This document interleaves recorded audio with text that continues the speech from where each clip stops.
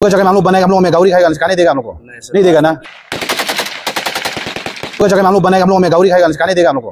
नहीं देगा ना। दाखालि इंसिडेंटआव एबसु इनभल्व दङ होननानै जों बयबो मिथिखागौ। फेसबुकआव पोस्ट होयो, बिथाङा इमोशनेल पोस्ट होबाय थायो, खुद्रिनाय पोस्ट होबाय थायो ना। फेसबुकआव पोस्ट होयो, बिथाङा इमोशनेल पोस्ट होबाय थायो, खुद्रिनाय पोस्ट होबाय थायो। दा जोंनि बाथ्राया मा जादों, दाखालि बिथाङा होनलायबाय रिजाइन होगोन, मायबा होगोन जुदि प्रुफ होनो हायो। दाखालि इंसिडेंटआव एबसु इनभल्व दङ होननानै जों बयबो मिथिखागौ। बेहाय गाज्रि जेबो जायाखै, थांनांगौ, मानो थाया एबसुआ इनभल्व, मोजां बाथ्रा। नाथाय एबसु इनभल्व थानायाव आफादगिरिया मानो मिथियासै? सिसि2नि खोथा बुंदों सोरबा सोरबा दाखालि क्लारिफिकेशनाव, सिसि2नि जायफोर हेड दङ, कोअर्डिनेटर, बिथांमोना मानो मिथियासै? बिथांमोननि मा होनो, बिथांमोननिफ्राय पारमिसन गैया हसिया बोरै बे जिनिसा जाखो? बेफोर बे बाथ्रा फैयो आरोखि, जेला गभर्नमेन्ट मोनसे अर्गानाइजेसन मोनसेयाव माबायो। थ' बाथ्राया बे, ओमफ्राय जाबाय इनसिडेन्टखौ जों खेबसे निमाहा बिनायाव मा जायो रायजोनाव, दि जों खालामदोंमोन, गोरोन्थियाव बिदि जाफ्लांबाय, जोंनि गोरोन्थि जाबाय, आसा खालामो बिनि थाखाय रायजोफोरा जोंखौ निमाहा होथो गावनि साननानै जोब्बायना। बनाएगा, हम लोग में गौरी खाएगा, खाने देगा हम लोग को? नहीं देगा ना। तो आप लोग यहाँ में इतना आराम से बैठ रहे हैं, सबसे ज्यादा बदमाशी भी आप लोग आदमी लोग करते हैं। अल्लाह सबसे बड़ा है। अल्लाह से बड़ा कोई नहीं है। बाप रे बाप, हम लोग भी नहीं है। कोई नहीं है, अल्लाह सबसे बड़ा है। अल्लाह सबसे बड़ा है, अल्लाह से बड़ा कोई नहीं है। जीसस क्राइस्ट भी नहीं है। सब दुनिया का सबसे बड़ा अल्लाह है। जोंनि बर' लिडारफ्रा बाहा नेशनेल मिडिया फैबा इन्टारभिउखौनो होनो हाया, जेबोखौनो बुंनो हाया नेशनेल मिडियाआव। नोंथांमोना नुबाय बे मणिपुरनि जेला मणिपुराव दावराव जादों होनबा कुकी मैथै बिसिबां डिबेट खालामदों बिसोरो पार्लामेन्टआव, नेशनेल मिडियाआव बिसिबां डिबेट खालामदों, बिसिबां थरख खालामदों नुबाय, बिराद काउन्टार होदों। जोंनि बर' लिडारफ्रा हायो नामा? गैया, लासिं सिं। मानो होनबा जोंनाव मोजां सोलोंथाइ गैया। जुदि मोजां सोलोंथाइ नांगौ होनबा जोंनो मोजां सोलोंथाइ नाङा। दिनै नायदो दाना, नोंसोर 500 थाखानि थाखाय भट होदोंमोन, जौ खापसेनि थाखाय नोंसोर भट होदोंमोन। दा मा लामाजों लांगासिनो दं जोंनि बर' लिडारफ्रा? जोंनि जेसेबांखि दा पलिटिकेल पावार इन्जय खालामदों सेस। मानो होनबा बिसोरो बिटिसिनि इलेक्सनावबो गाग्लोबो, एसटि मोननाय लोगो लोगो केन्डिडेट गसंनो हाबाय, इलेक्सनाव कम्पिट खालामनो हाबाय, आरो बे स्टेटनि एसेम्बलि एमएलए बाहायबो जेसेबांखि एसटि रिजार्भ सिट दङ, बाहाय गासिबो बिसोरो गावसिनि बिजाथिखौ गसंहोगोन। गैला, थांदो दाना दिसपुरनि आसामनि राजधानियाव थांबावदो दाना। आरो जुदि बिसोरो बिटिसिआव गासिबो 70% बे रिजार्भआव गावसिनि केन्डिडेटखौ होजोबबाय, देरहाजोबबाय, दाना लादो नोङो बिटिसिआ सालायबावदो न' लासिं सिंलै जोंनि बर' लिडारफोर। बे बिटिसिआ जोंनि बर' हारिनि थै दान होनानै लाबोनायसो। गोबांथार मानसिफ्रा आन्दलनाव बुथारजाबाय। जोंनो बर'लेण्ड नांगौ होननाय बे बर'लेण्ड सोमावसारनायनि नामावहाय गोबांथार जोंनि बर' बिमा, जोंनि बर' बिब' बा बिनानाव रेप खालामजाबाय, अयथासार खालामजाबाय, सोरहाबा फिसालाफ्रा बुथारजाबाय। बे साननै सानथाम बे सियाराव जिरायनो मोननायनि थाखायनो हारिखौ फानबाय। खुलुमबाय, गुड मर्निं। नोंथांमोनहा बयबो आंखौ आरोबाव खावलायदों कमेन्टनि गेजेरजों, मोनद' हारिनो जुदि एसटिखौ होमारोबा बर'फोरनि थाखाय मा खहा जागोन? दिनै आङो बे भिडिअनि गेजेरजों नोंथांमोननो आंनि बुजिनायखौ एसे फोरमायलांनोसै। फार्स्ट, मा खहा जागोन? जोंनि बर' पलिटिकेल लिडारफ्रानो बे एसटिखौ होनो नागिरदोंना, बयनिफ्रायबो खहासिनानो जागोन जेब्ला मोनद' हारिखौ एसटि होनाय लोगो लोगो। जोंनाथ' बे बड'लेण्ड एरिया बाहाय एसटिनि रिजार्भेसन दङ, ट्राइबेल बेल्ट एन्ड ब्लक एरियायाव। नोङो एमपियानो जा, एमएलएआनो जा, बेनिफ्राय जोंनि बे बिटिसिनि इलेक्सन एमसिएलएआनो जा, बाहाय एसटिनि रिजार्भेसन दं। जुदि एसटिखौ मोनमारोबा मा जागोन? जोंनि बर'नि पलिटिकेल लिडारफोर मा जागोन मिन्थिगौ? नोंथांमोनहा गावनि आथिङावनो गावनो रुवाजों दाननानै लानायसो जादों। एसटि मोननाय लोगो लोगो मा जागोन? बिसोरबो मोनसे पलिटिकेल पार्टी खुलिगोन। पलिटिकेल पार्टी खुलिनानै जेसेबांखि एसटि सिट बाहाय बिसोरो गावसिनि मानसिखौ होगोन।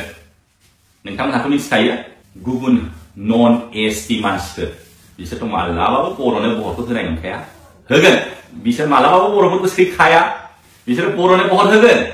होआ होनब्ला नायदो बाहा एसटि नांगौ नामा, एसटि नांगौ ना नाङा होननाया बाहा सेस गावनि ओंखामखौनो गावनो फोजोबनानै लानाय।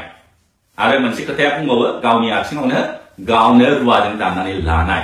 गेलेबावदों दाना बिटिसिनि चिफ जाबावदो BTC नि EM जाबावदो दाना आसामनि MLA जाबावदो बाहा नोंसोर हागोन बिसोरो बर'नाथ' गावजों गाव अलरेडि बोफ्लेलायखाबाय बहरफ्रा नोंसोर हागोन हो नोंसोर हागोन जुजिनो हागोन बिसोर लेखा फरायावबोथ' गोरोंखा बिसोर नोंसोरथ' गैया बाहा हो ना डिग्रियानो दं ना मोजाङानो फरायनाय नोंसोर हास्लाबगोन मालाय बिस्रा मालाय मोजां कलेज मोजां इउनिभारसिटियाव फरायनानै मोजां गियान लानानै फैखानाय हो ST होबा मा जागोन नोंसोर सानदों गावसोरनो राजा जाबाय थानो हागोन हो नैबे खेबसेखौल' राजा जानो हागोन नेक्स्टनिफ्राय आउट गैलाबो हो ST मोननाय लोगो लोगो मालाय गावसिनि हारिनि केन्डिडेटखौसो होसिगोन मानो होनबा बिसोरबो इलिजिबल जाबाय जोंनि BTC आवथ' 70% ST रिजार्भ होमबा जेसेबांखि बे ST रिजार्भ जायगा बाहाय बिसोरो गावसिनि केन्डिडेटखौ गसंहोगोन गावसिनि केन्डिडेटआ गसंनाय लोगो लोगो ओरै आखाइ खबबाय गुबुन नन ट्राइबेल हारिफ्रा बर'खौ सैथाया ओरैनो होमबा गेलाग दाना BTC नि चिफ जाबावदो BTC नि चिफ BTC नि EM हागोन हाया बे BTC आ जोंनि बर' हारिनि थैदान होनानै लाबोनायसो गोबांथार मानसिफ्रा आन्दलनाव बुथारजाबाय जोंनो बर'लेण्ड नांगौ होननाय बे बर'लेण्ड सोमावसारनायनि नामावहाय गोबांथार जोंनि बर' बिमा जोंनि बर' बिब' बा बिनानाव रेप खालामजाबाय अयथासार खालामजाबाय सोरहाबा फिसालाफ्रा बुथारजाबाय हो बे आन्दलन खालामनानै जोङो BSc मोनबोदों BSc नि उनावहाय BTC मोनबोदों आरो नै दा 2020 आव BTR मोनदों होमबा बोरो नोंथांमोनहा ओरैनो जाम्बा जाम्था बे बर' बिमा बर' फिसाखौ बुथारहोबाय रेप खालामहोबाय दा थाङै थुङै आराम रेडिमेड जाजोब्बाय गासिबो हो बेखौ गुबुन हारिनोसो आराम जाहोनो थाखाय नोंथांमोनहा बे BTC खौ लाबोबाय होमबा आन्दलनखौनो खालामनाङामोन बेबायदि राननानै जानो लुगैदोंबा नोंथांमोनहा हो राननानै जानो लुगैदोंबा मानो दावहा नांनांदों मानो आन्दलन खालामनांदों एसे बुजिनानै ला बिनि थाखायनो सोलोंथाइया भेरि इम्पर्टेन्ट जोबोद गोनांथि आं सिगाङावबो भिडिअ बानायदोंमोन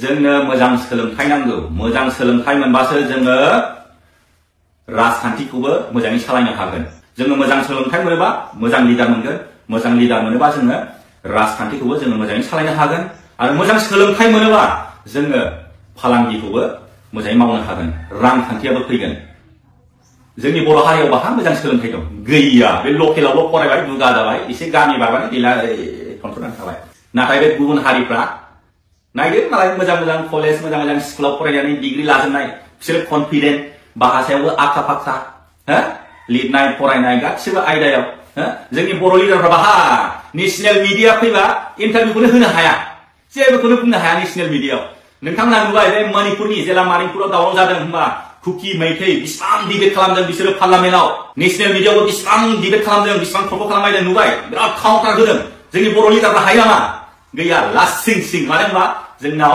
मोजां सोलोंथाइ गैया जुदि मोजां सोलोंथाइ नांगौबा जोंनो मोजां सोलोंथाइ नाङा दा नोंथांमोनहा बुजिनो हाबाय सेथि खहाया मा जागोन जोंनि पलिटिकेल पावारा दंस जागोन मोनद' हारिनो ST होनाय लोगो लोगो जोंनि जेसेबांखि दा पलिटिकेल पावार इन्जय खालामदों सेस मानो होनबा बिसोरो BTC नि इलेक्सनावबो गाग्लोबदों ST मोननाय लोगो लोगो केन्डिडेट गसंनो हाबाय इलेक्सनाव कम्पिट खालामनो हाबाय आरो बे स्टेटनि एसेम्बलि MLA बाहायबो जेसेबांखि ST रिजार्भ सिट दङ बाहाय गासिबो बिसोरो गावसिनि बिजाथिखौ गसंहोगोन गैला थांदो दाना दिसपुरनि आसामनि राजधानियाव थांबावदो दाना आरो जुदि बिसोरो BTC आव गासिबो 70% नि बे रिजार्भआव गावसिनि केन्डिडेटखौ होजोबबाय देरहाजोबबाय दाना लादों BTC आ सालायबावदों लासिंसिंलै जोंनि बर' लिडारफोर सोरबा मोजां लेखा गोरों सोरबा IAS IPS बा सोरबा ACS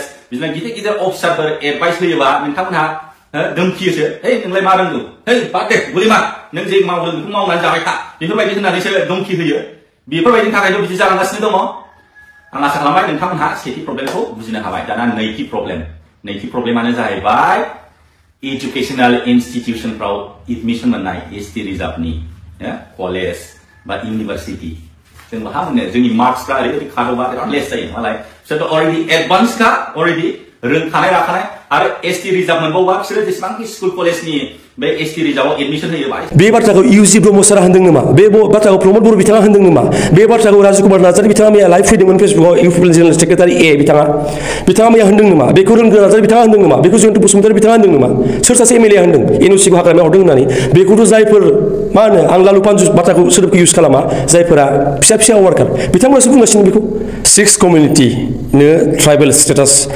होनायखौ लानानै स्पेसियेलि बड'लेण्डआव बर'फोरनि गेजेराव जि गिख्रंथाव मोनसे थासारि सोलिहांदों आं बेखौनो दिनै आंनि स्टेन्ड आरोखि आङो बिराद फिसा मानसि सासे थेवबो थांनाय बोसोरबासोआव मोनसे रल लाबोदोंमोन ससियेल मिडियायावबाबो बर'फोरनाथ' आफादनि मानसि जाथारनांगौ जाहैबाय थेवबो जों आफादनि नङाबाबो जायखिजाया आफादनि मानसि नङाबाबो मोनसे स्टेन्ड होबोदों जेब्ला स्टेन्डआ मा जादों एसे गोनो गोथो जागासिनोमोन आं मानसिफोरा नाथाय स्टेन्डआ मा आंनि स्टेन्डआ आंनि स्टेन्डआ जाहैबाय जोंनि जा मोन्थाय जोंनि जा राइट्स बेखौ 100 टाइम डिभाइड खालामनानै आरोखि 100 टाइम राननानै बिनिनो 1%खौ आरो 100 टाइम राननानै 1%बो होनो आङो आंनि पार्सेन्टनिफ्राय रेडि नङा आरो आं सानो रावबो रेडि नङा आं आंनि पार्सेन्टनिफ्राय रेडि नङा आरो जोङो डेम'क्रेटिक कान्ट्रिनि डेम'क्रेटिक माने ल' अबिडियेन्स डेम'क्रेटिक माइन्डसेटनि लिबारेल थट्सनि जों नोगोरारि बे हादरनि स्पेसियेलि आं आंनि बाथ्रा बुंदों आरोखि बे लाइननिफ्राय जों बैसोरखौ बादा होनो हाया बिथांमोनाबो डेम'क्रेटिक राइट्स दङ बिनायनि आंनि क्लियार स्टेन्डआ मा आंनि बाहागोनिफ्राय जोंनि जा ट्राइबेलनि बाहागो थाखानाय बिनिफ्राय 100 टाइम राननानै बिनि 1 बाहागोखौ 100 टाइम रानबावना 1% बिनो आं रेडि नङा जोंनि फारसेनिफ्राय नाथाय बिथांमोना जुदि एसटि दा भिनि माबा खोथा ओंखारदों एसटि भेलि एसटि भि नाम होनानै बिथांमोना जुदि जेनेरेल कोटा बा बिथांमोननि ओबिसि कोटानिफ्राय माबा मोनसे लानानै फैनानै बानायना लादों बे बिथांमोननि बाथ्रा बिथांमोना दा जोंहा जा एसटि कन्स्टिटुएन्सि दंखायो मोननै ना मोनथाम आसामाव मोननै स्पेसियेलि क'क्राझार आरो माबा हजोंहाय कार्बि आंलंखिजाय बे मोननैनि मोनसेयाव बिथांमोना आगोल जिबायदि गेलेनो मोना दाबो मोननो नाङा बड'लेण्डनि जा मोनथाम 30 रिजार्भ माबा दङ सिट दङ बेहाय आगोलनि बायदिनो थानांगोन बिथांमोना बेहाय एसटि भि नाम लाना फैदों ना नाम लाबाय जोंहा बुंनांगौ जेबो गैया थ' बाथ्राया बे आंनि क्लियार बाथ्राया बे जोंनि बाहागनिफ्राय जों जेबो होआ बिथांमोना जुदि सरकारनिफ्राय बिनानै माबा मोनसे लादों जोंनि खहा जायाखै बेहाय आंहा बुंनांगौ माबा बिराद गिदिर इस्यु थागोन होननानै आं साना आरो बेखौ जों बयबो साननाया मोजां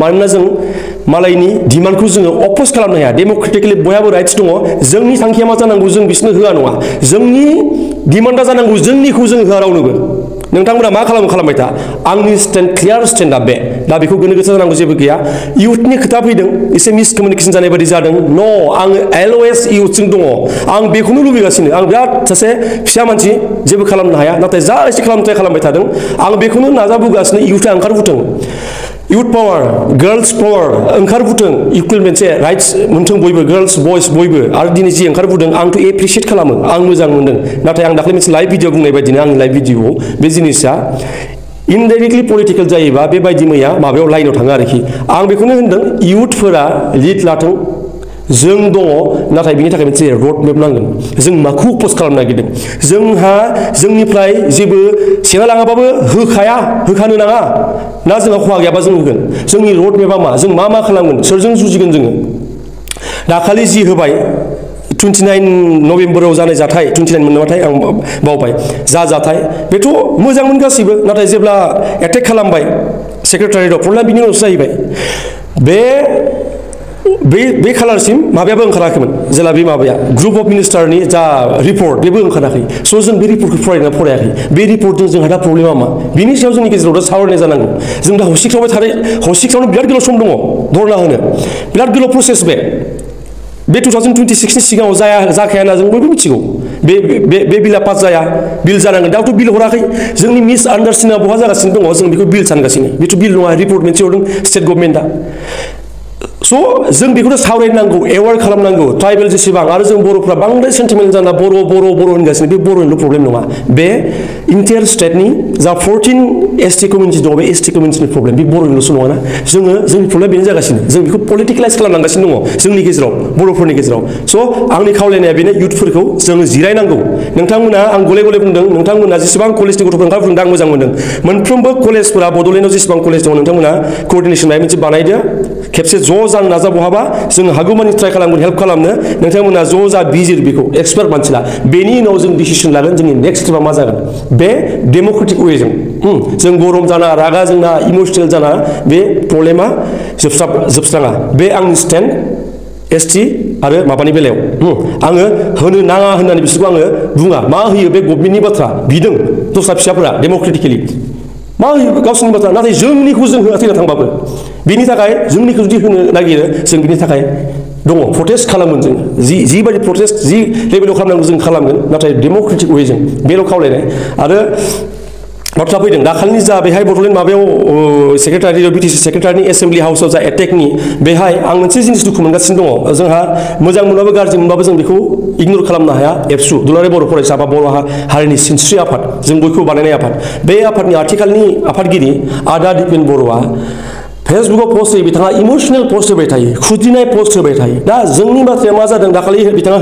होनलायबाय रिजाइन होगोन मायबा होगोन जुदि प्रुफ होनो हायो दाखालिनि इन्सिडेन्टआव एबसु इनभल्भ दङ होननानै जों बयबो मिथिखागौ बेहाय गाज्रि जेबो जायाखै थांनांगौ मानो थाया एबसुआ इनभल्भ मोजां बाथ्रा नाथाय एबसु इनभल्भ थानायाव आफादगिरिया मानो मिथियासै सिसि टुवानि खोथा बुंदों सोरबा सोरबा दाखालि क्लारिफिकेसनाव सिसि टुवानि जायफोर हेड दङ कोअर्डिनेटर बिथांमोना मानो मिथियासै बिथांमोननि मा होनो बिथांमोननिफ्राय पारमिसन गैया हसिया बोरै बे जिनिसा जाखो बेफोर बे बाथ्रा फैयो आरोखि जेला गभर्नमेन्ट मोनसे अर्गानाइजेसन मोनसेयाव माबायो थ' बाथ्राया बे ओमफ्राय जाबाय इन्सिडेन्टखौ जों खेबसे निमाहा बिनियाव मा जायो रायजोनाव दि जों खालामदोंमोन गोरोन्थियाव बिदि जाफ्लांबाय जोंनि गोरोन्थि जाबाय आसा खालामो बिनि थाखाय रायजोफोरा जोंखौ निमाहा होथो गावनि साननानै जोब्बायना मानो बेखौ जास्टिफाइ ट्राइ खालामगासिनो आं बेखौ बुजियाखै दा जोंहा दिपेन बर' सारा बुंगासिनो दङ मा एबसु इनभल्भ गैया जुदि प्रुफ होनो हायो बिथाङा रिजाइन होगोन बिथाङा जेलाव थांगोन होननानै दा खोथाया मा जादों बै गथ'फोरखौ गारनोसै नामा जायफोर गथ'आ दाखालि एबसुनि बेनार लानानै फ्लेग लानानै बेहाय खालामगासिनो दाबो जेरावबो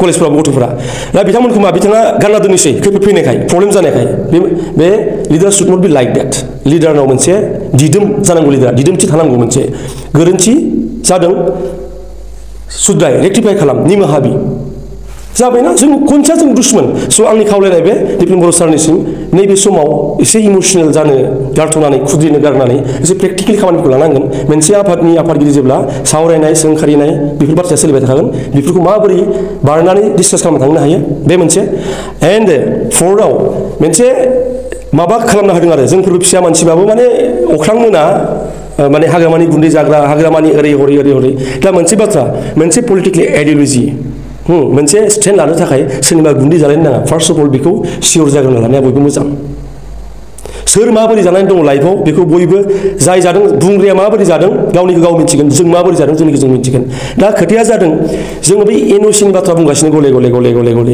एनअसि होदों एनअसिया मा मार जों बेसेबां स्टाडि खालाममारदों संबिजित दाखालि बर' रावाव ओंखारबाय जों संबिजितखौ फरायबायना फरायाखै दाखालि बर' रावाव ओंखारनायनि उनाव 2003 जा बिटिसि एकर्ड बिनि फिथाइ महरै मोननाय 82 हाबनाय बर' रावजों संबिजितआ लिरजाबाय बेखौ फरायदोंना फरायाखै जों दा बाथ्राया मा जादों मोनसे सेन्ट्रेल गभर्नमेन्टनि साबजेक्ट बेखौ स्टेट गभर्नमेन्टआबो जेबो खालामनो हाया स्टेट गभर्नमेन्टआ एसटि होनो हाया हिमन्त बिश्व शर्माया रेकमेन्डेसनल' हरनो हायो बिलनि थाखाय बिटिसिनियाथ' खुनु जेसेबां पलिटिकेलाइज खालामनानै बेखौ बे खालामबाय थाया मानो बयबो पलिटिक्सनि थाखाय नाथाय बिटिसिनिया खुनु खामानि होआ बेहाय बेखौ जों बयबो मिथिनांगोन कनस्टिटिउसनखौ जों फोथायो नालाय ल' अबिडियेन्ट जों नोगोरारि नालाय जुदि बे पलिटिकेल माबा माबि जादों बेखौ जों मिथिया बे आलादा जिनिस जाहैबाय नाथाय जों कनस्टिटिउसनलि बे जिनिसा जाया एनअसि होनाया आरो एनअसिखौ होदों 2016आव जों जेखौ नुगासिनो दङ दा जोंथ' लेटेस्ट नुवाखै सरकार दानाया बिपिएफ हाग्रामा महिला दैदेन सरकार दानाया मास मोनथामाव मा जाबाय 6टा 7टासिम माबा जाबायदां इसि मिटिं बेहाय जों खुनु बिदि बिल नुवाखै बे बिला 2016नि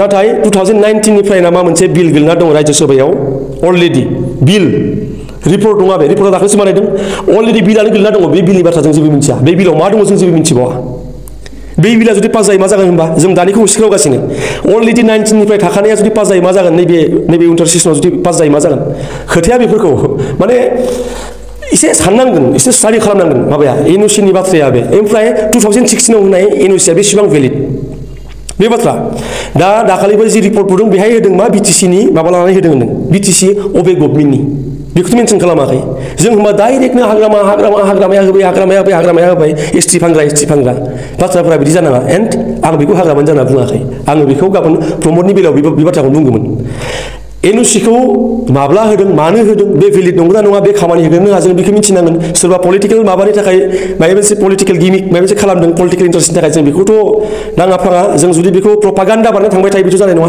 थ' आं बेखौनो खावलायदों एनअसिखौ सोर होदों जों बेखौ नायनांगोन मालानि एनअसि आरो जुदि 16आव होदोंमोन एनअसि थांनाय बोसोरबा जोंहा प्रमद बर' बिथां दैदेननायाव सरकार दाबाय बिथांमोना मानो बे एनअसिखौ केन्सेल खालामासै कुइसनाथ' बेबो जागोन ना पलिटिकेलाइज खालामोबा आं मानो आवाज होआखैमोन आंखौ होनगासिनो मानो जेबो होनाखै बिनि सापर्टआव एसटि होनांगोन ना होनाङा होननानै आं बेखायनो होनाङाखैमोन मानोना मानसिफोरा बेबो पलिटिकेलाइज खालामगासिनो पलिटिकेलाइज खालामोबाथ' जोंबो खालामनांगोन ना जों दा कुइसना बे एनअसिखौ 16आव होदों थांनाय 2020निफ्राय प्रमद बर' दैदेननाय सरकारा मानो बे बोसोरबायाव मानो बे एनअसिखौ केन्सेल खालामासै होनबा कुइसना बे जागोन एनअसि होमारदोंना होमाराखै बिनि मिन्थिनायनि मोनसेल' राहा मैयामोन बिटिसि एलएनि जा बाजेट सेसन जादों कुइसनबो दंमोन मैया कुइसना गाबोन दङना गैला आं बारा मिथिया बेखौ मैया मानो सोङासै मैया जुदि सोङोमोन बिसोमोन ना आसोला जोंथ' बुखिलायबाय थाबा जाया होदोंनो होननानै फेक्टआ मा मैया ओंखारगौमोन ना नंगौना नङा मानो सोङासै बेरेखा हान्जाया मैया बिटिसिआव बे बाथ्रा आरो जों दा नुलायबाय दिनै जोंहा एसजिपिनि जा बिरेन्द्र प्रसाद बैसो एमपि रायजोसभायाव बिथाङा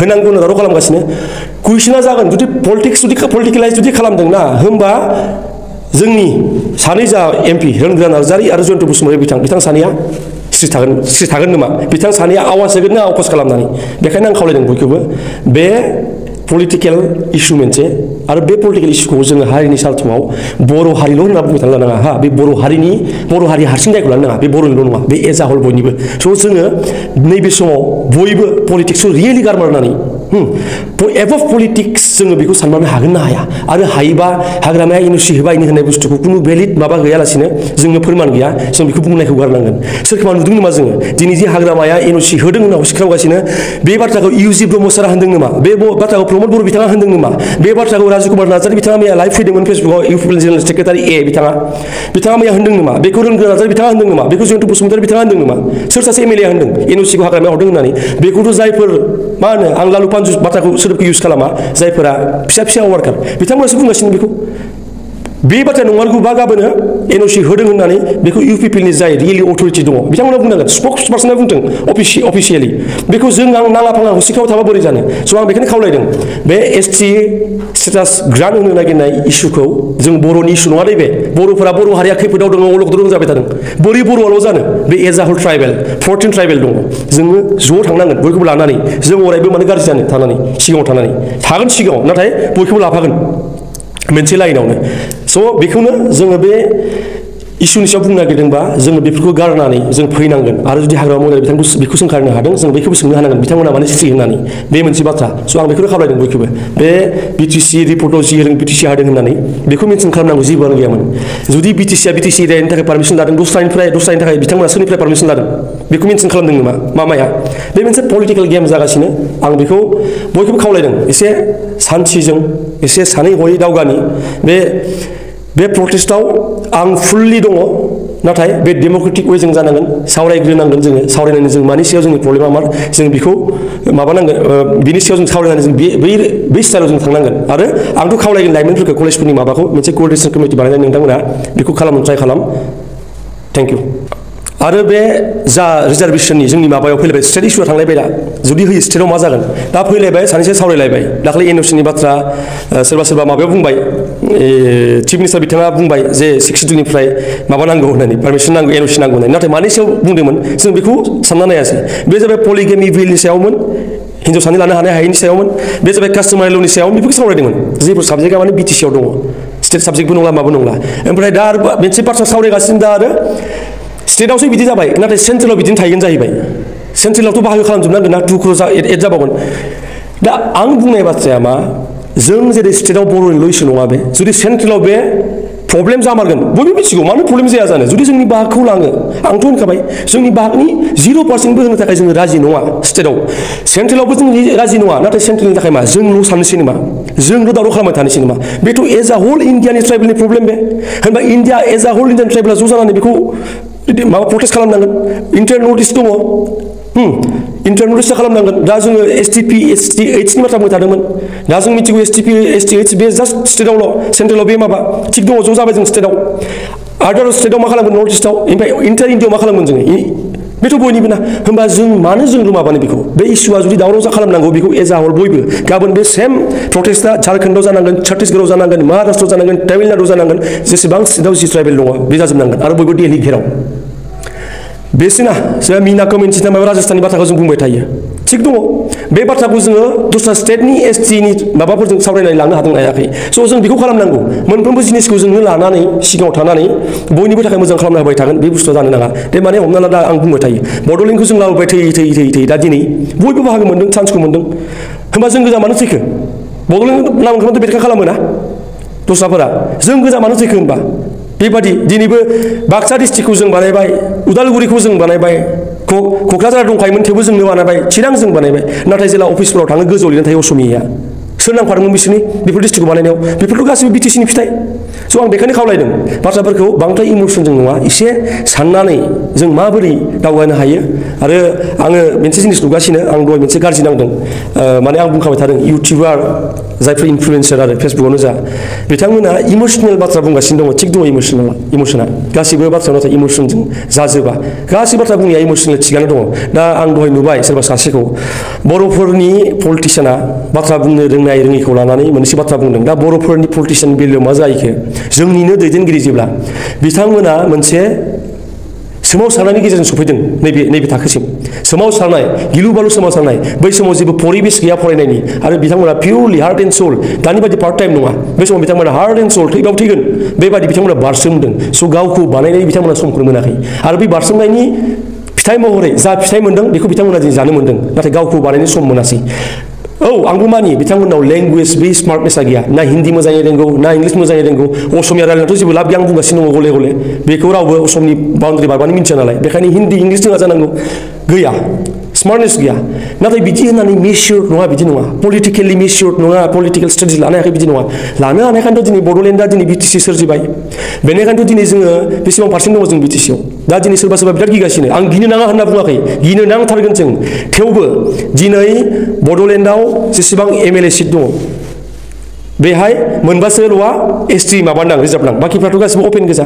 बै अपेननिफ्रायबो माथो थांनाय 2000 बेसिबांबा 3 होनना बुंलां बिनि सिगांनिफ्रायबो जोङो 10-12 जन एमएलए मोनबोगासिनो माबोरै मोनबोदों गावखौ बिराद माबाबो साननाङा लोरबांबो साननाङा नाथाय स्ट्रंबो नङा जों बिराद जों माने दुगा जानो नाङा अभार कनफिडेन्ट जानो नाङा नाथाय ओरैबायदिबो नङा जे माने एसटि सिट आं होनबाय दा एग्जाम्पला जोंनि तामुलपुर एसटि नङामोन खुनु दिन नाथाय जों जेब्लानिफ्राय लाइफखौ गोसोआव दोङो बै समनिफ्रायनो बेहाय एमएलएआ बर'आनो ट्राइबेल बर'आव बेफोर जों दिनै बिटिसिआवबो जेला जों नायो इलेक्सनाव मोनबाया नन एसटिनि थाखाय आरो मोनबाया अपेन बेयावबोथ' अपेनावबोथ' जों बर' मोनदों आंथ' माबा होनो हायो एग्जाम्पल होनो हायो मथनगुरि नामा बैहाय माखन सरगियारि ना बसुमतारी सासे दङमोन बेबायदिबो दङ स' बेखायनो आं होनदों गिनांगौ जों हगारना होनाङा नंगौ नाथाय बेफोरखौ बांद्राय प्रपागान्डा बांद्राय इमसनेल इस्यु खालामबाय थानो नाङा माबोरै जोङो एसटि नङैबो देरहानो हायो बिटिसिनि बाहेरावबो जों दस्रायाव गेलेनानै माबोरै देरहानो हायो जों बेखौ नाजानांगोन जेरै ढेकियाजुलिनि बाथ्रा आगोल ढेकियाजुलियाव बर'फोरा सेकेन्ड लार्जेस्ट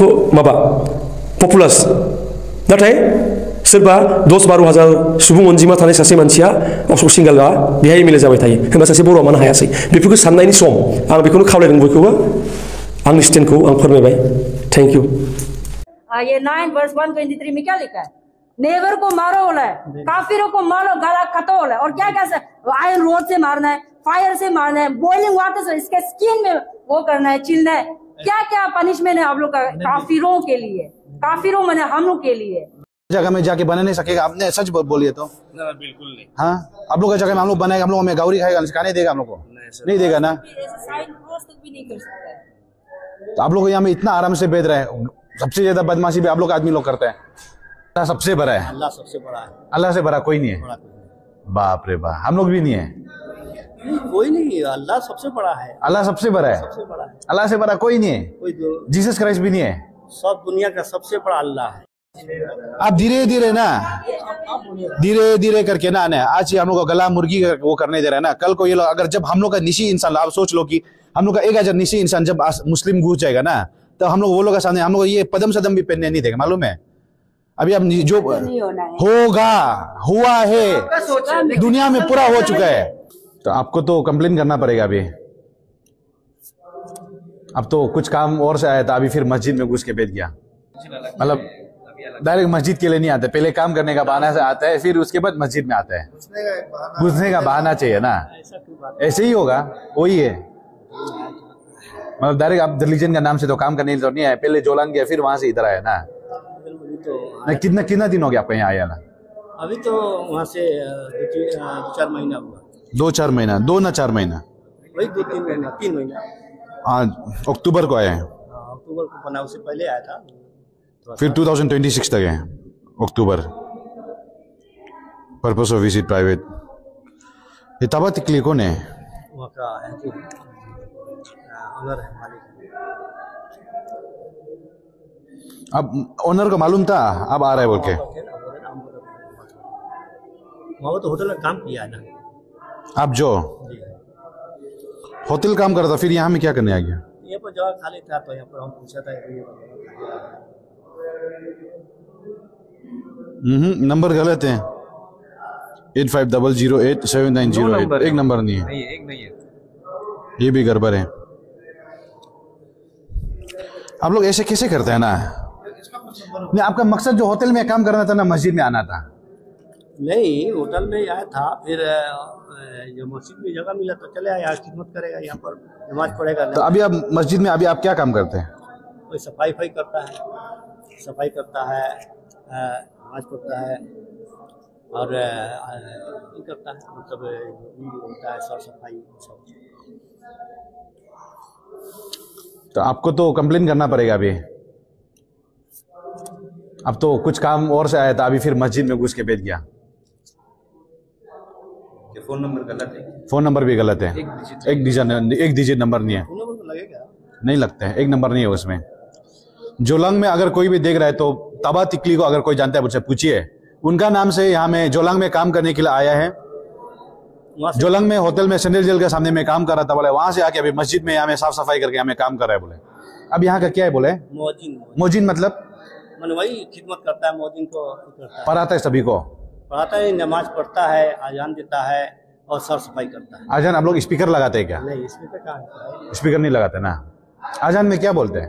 अल्लाह बड़ा है, अल्लाहु अकबर, अल्लाहु अकबर, अशहदु अल्ला इलाहा इल्लल्लाह, अशहदु अल्ला इलाहा इल्लल्लाह, अशहदु अन्ना मुहम्मदर रसूलुल्लाह, अशहदु अन्ना मुहम्मदर रसूलुल्लाह, हय्या अस्सलाह। उसका मतलब क्या है? अल्लाहु अकबर, अल्लाह बड़ा है, अल्लाह सबसे बड़ा है, अल्लाह सबसे बड़ा है, अल्लाह से बड़ा कोई नहीं है। बड़ा कोई नहीं। बाप रे बाप, हम लोग भी नहीं है। कोई नहीं, अल्लाह सबसे बड़ा है, अल्लाह सबसे बड़ा है, सबसे बड़ा है, अल्लाह से बड़ा कोई नहीं है। कोई जीसस क्राइस्ट भी नहीं है, सब दुनिया का सबसे बड़ा अल्लाह है। जीसस क्राइस्ट भी नहीं है, सब उसके पैगंबर हैं, जिस क्राइस्ट तो पैगंबर, शिव शंकर, सब अल्लाह बड़ा है। हम लोग का आने दो नहीं, आने दो नहीं, वो आप लोग मालूम नहीं है, दोनी पोलो, सब लोग हैं, लेकिन वो सबसे बड़ा अल्लाह है। कहाँ में लिखा है? गॉड सबसे बड़ा, सब कुछ जानता है। हाँ? अल्लाह बड़ा है, कौन बोला है? किताब में लिखा है। देखो यो मेंटेलिटी देखो, अल्लाह से बड़ा कोई नहीं है। तो हम लोग यहाँ में किसको पूजा कर रहे हैं? गधा है, हम लोग बुद्धू है, गधा है। आप लोग यहाँ में आके इतना हिम्मत है ये बोलने का? कहीं भी तो अल्लाह, कहीं भी जाओ आप लोग यही बोलेगा। देखिए ये तो सब कुछ जानता है, अल्लाह बड़ा है। कौन जानता है? हम लोग नहीं जानते हैं। तो मालूम हो जाएगा। हाँ, अल्लाह तो अल्लाह है, सबसे बड़ा है। ला इलाहा इल्लल्लाह क्या बोलते हैं? ला इलाहा इल्लल्लाह मुहम्मद रसूलुल्लाह। उसका मतलब क्या है? कि अल्लाह के सिवा कोई माबूद नहीं, मैंने अल्लाह के साथ मैंने किसी को पूजा करने के लायक नहीं, प्रस्तिश नहीं, इबादत के लायक नहीं। अल्लाह सबसे बड़ा है और मोहम्मद सल्लल्लाहु अलैहि वसल्लम उसके प्रोफेट है, पैगंबर है। तो ये क्या नाम है बोला है आपका? मोहम्मद असलम। मोहम्मद असलम ये बिहार से आया है, यहाँ में मस्जिद का काम कर रहा है। अभी ये बताया कि क्या बोले? ला इलाहा इल्लल्लाह मुहम्मद रसूलुल्लाह, मोहम्मद रसूलुल्लाह। अल्लाह से कोई बड़ा नहीं है बोले, और अल्लाह को छोड़ के और किसी को मानने लायक भी नहीं है ना। तो यहाँ में जितना जो आप क्रिश्चियन मान रहे हैं, आप हिंदू मान रहे हैं, हम लोग दोनी पोलो मान रहे हैं, सबका भगवान मानने लायक नहीं है बोले। हाँ, ऐसा कौन बोला? अब तो बोले कोई मानने लायक नहीं है, इबादत के लायक नहीं है। वही तो, कोई भगवान नहीं। अब इधर आओ, आपका नाम क्या है? आप क्या करते हैं यहाँ में? बिजनेस। कहाँ में? यही गंगा में। गंगा में कौन सा दुकान? जूता दुकान। कौन सा जगह में? ये गंगा में। अब क्या बोला है बताओ? ला इलाहा इल्लल्लाह मुहम्मदुर रसूलुल्लाह। There is no God greater than Allah. Greater नहीं है। There is no God but Allah, but Allah. ये तो है मीनिंग कि अल्लाह का सिवा वो गॉड नहीं है। तो उसमें तो आप लोग दूसरा को इज्जत ही नहीं होगा। नहीं, अब गॉड जो है, आप जिसको गॉड बोल रहे हैं, हम लोग गॉड बोलते ही नहीं। आप क्या बोलते हैं? हम लोग अलग है। क्या बोलते हैं? हम लोग तो पेड़ पत्थर को पूजा करता है, नदी को पूजा करते हैं। को पूजा करते हैं। हाँ, आपका सर बिलीफ है, वो जैसे मेरा बिलीफ है ना। तो आपका बिलीफ, हम लोग का बिलीफ में तो नहीं बोल रहे कि कोई धर्म हमसे कमजोर है या फिर वो है। नहीं, जैसे आप मेरे से डिफर कर रहे हैं ना सर, मेरे से आप जैसे डिफर कर रहे हैं ना सर, वैसे मेरा भी हक है आपसे डिफर करने का। नहीं मतलब तुम लोग वहाँ यूपी से आके बिहार में आके यहाँ में ये सब को इतना बात को बोलने के लिए इतना हिम्मत कहाँ से आते हैं? नहीं, ये हम नहीं कर रहे हैं सर। नहीं, आप बताइए, अगर ये बात को हम जाके हम आपको यूपी बिहार में कोई मस्जिद में जाके गया तो कोई वहाँ का मुसलमान आदमी को बोलने से? नहीं, ऐसा नहीं है, गला काटने। आपका सूरा नंबर 9 वर्स, ये सूरा नंबर 9 वर्स 123 में क्या लिखा है? नेबर को मारो बोला है, काफिरों को मारो, गला काटो बोला है। और क्या क्या आयरन रोड से मारना है, फायर से मारना है, बॉइलिंग वाटर से इसके स्किन में वो करना है, चिलना है। क्या क्या पनिशमेंट है आप लोग का काफिरों के लिए? काफिरों माने हम लोग के लिए। नहीं, दिस इज नॉट मिसकंसेप्शन। लिखा हुआ है ना, दिस इज written in the Quran, it is in the Quran. And terrorise करो बोल के बोला है, नेबर को टेरराइज करो बोला है। What is the meaning of terrorising the neighbour and killing and behaving them? This is the Islam you are teaching, the what hadith you are teaching, what Islam you are teaching। आप धीरे धीरे करके ना आज हम लोग को गला मुर्गी वो करने दे रहे हैं ना। कल को ये लोग अगर जब हम लोग का निशी इंसान, आप सोच लो कि हम लोग का 1000 निशी इंसान जब मुस्लिम घुस जाएगा ना, तो हम लोग वो लोग के सामने हम लोग ये पदम सदम भी पहनने नहीं देंगे, मालूम है? अभी अब जो होगा हुआ है, दुनिया में पूरा हो चुका है। अब तुम डेली अपडेट तो नहीं अब बेटा है जिसे ना, अब अपडेट पढ़ो। यूके में क्या हो रहा है आप देखो, हमें ना फ्रांस में क्या हो रहा है देखो ना, जर्मनी में क्या हो रहा है ना। जर्मन आने बेटा जो पढ़ा लिखा है तो आने आइए, बेटा ने खामो तो फ्रांस में आपका इलीगल इमिग्रेंट्स जो मुस्लिम इलीगल इमिग्रेंट उसका कारण क्या हो रहा है, यूके में क्या हो रहा है ना, जर्मनी में, अभी न्यूयॉर्क में क्या हुआ है माँ आने, वहां दुनिया भर ऐसे कंट्री लोग हो चुका है। तो हम लोग जो कुछ भी नहीं है। सीधा आप सीधा समझो, ये रेंज आसाम और त्रिपुरा में आज का जो है ना, आसाम और त्रिपुरा का हम एग्जाम्पल इसलिए लेना पड़ता है कि हम लोग आदमी इनोसेंट, अभी सेम कंडीशन है। आप जैसे स्टैंड हुआ है, अच्छा बात, आप समाज के लिए स्टैंड रहे, आपका कुछ आई थिंक पॉलिटिकल ये सोच भी हो सकता है या पॉलिटिकल विचार भी हो सकता है, मगर हम आप कुछ भी हो सकता है क्योंकि हम लोग का समझ आदमी और आप इंसान के नाते आया हुआ एनीवे। मगर हम ये बोले कि आप लोग को आज ही कंसर्न है कि हम लोग का जो इंडिजिनस जो अम्मा बाबा लोग मतलब क्यों स्टैंड है ये लोग लेना।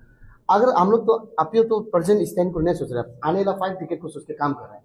अगर हम प्रेजेंट के लिए करने से हम ये मस्जिद को अभी भी जला सकते हैं, अभी भी खत्म कर सकते हैं, मगर हमको 5 टिकट में क्या हो रहा है एक्जैक्टली अरुणाचल में जोग्राफी कैसे चेंज हो रहा है हम उसके लिए बात कर रहे हैं। यहाँ में किसी पर्सनल को हम लेके नहीं बोल रहे हैं।